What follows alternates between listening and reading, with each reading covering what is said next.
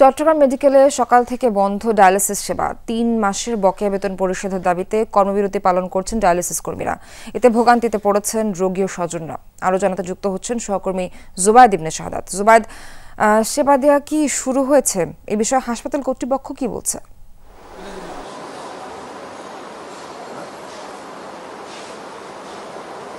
সোহার, একেবারে সকাল থেকেই দ্বিতীয় দিনের মতো আজকে, এর আগে গতকালও তারা যারা ডায়ালিসিস সেবা প্রার্থী আছেন তারা সেবা পাননি, এবং আজকে দ্বিতীয় দিনের মতো একইভাবে কর্মবিরতি পালন করা হয়েছে সকাল থেকে।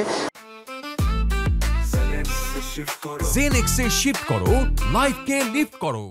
ঠিক 5 থেকে 10 মিনিট আগে এই ডায়ালিসিসটা আবার তারা শুরু করেছে। রোগীদের একটা ক্ষোভ ছিল, সেই রোগীরা বেশ দীর্ঘ সময় ধরে অপেক্ষা করেছেন। রোগীর স্বজনরা দেখতে পাচ্ছেন অপেক্ষা করছেন, এবং সকাল থেকে ডায়ালিসিসের সেবাটা না পেয়ে অনেক রোগী একেবারে অসুস্থ হয়ে গেছেন, এমনটা আমরা দেখতে পেয়েছি।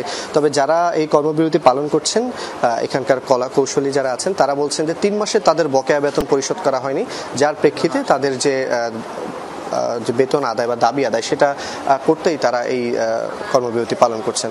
তবে বেশ কিছুক্ষণ, প্রায় 4.5 ঘন্টা পর ডায়ালিসিসটা শুরু হয়েছে, এবং এই ডায়ালিসিসটা একইভাবে আমরা দেখতে পেয়েছি এর আগেও একইভাবে রোগীদের যে ডায়ালিসিস সেটার উপরেই আসলে চাপটা পড়ে, এবং দূর দূরান্ত থেকে বিভিন্ন জায়গা থেকে রোগীরা আসেন তাদের কিডনির ডায়ালিসিসের জন্য। এখানে এমনটাও আছেন যারা শুধুমাত্র ডায়ালিসিসের পাশাপাশি অন্যান্য রোগেও আক্রান্ত, তো তাদের জন্য এটা এক প্রকার ভোগান্তির কারণ হয়ে যায়। দূর দূরান্ত থেকে শুধুমাত্র চিটাং মেডিকেল কলেজ হাসপাতালের ডায়ালিসিস সেন্টারে আসেন যাতে প্রপারলি তারা তাদের সেবাটা পান, কিন্তু সেই জায়গা থেকে যখন এইভাবে বিলম্বিত হয় সেবাটা, তাদের দুর্ভোগটা বাড়ে এবং শারীরিক জটিলতাটাও বাড়ে। বেশ কয়েকজন রোগীর সাথে কথা বলেছে, তারা ক্ষোভ প্রকাশ করেছেন। রোগীর স্বজনরাও একইভাবে ক্ষুব্ধ।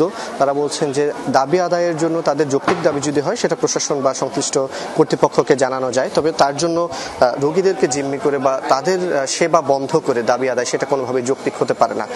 এবং এই সেবাটা গতকালকে যেভাবে বন্ধ ছিল, আজকে প্রায় 4.5 ঘন্টা পর কিছুক্ষণ আগে 5 থেকে 10 মিনিট আগে সেবাটা শুরু হয়েছে। সোহার।